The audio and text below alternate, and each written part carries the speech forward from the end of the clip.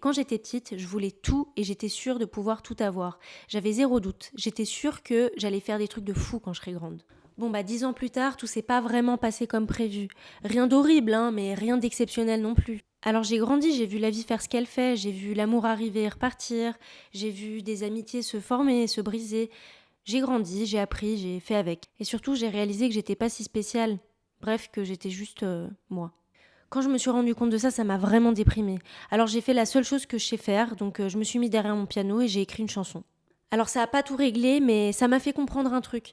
La petite Maud, elle avait pas tort d'être ambitieuse. Elle avait juste pas toutes les clés en main pour savoir ce qui allait arriver. J'ai pas vécu ses rêves exactement comme elle se les était imaginés, mais j'ai vécu tout court et je pense que c'est mieux en fait. Et même si j'ai vieilli, j'ai aussi que 25 ans et je crois que c'est quand même un peu jeune pour mettre ses rêves à la porte.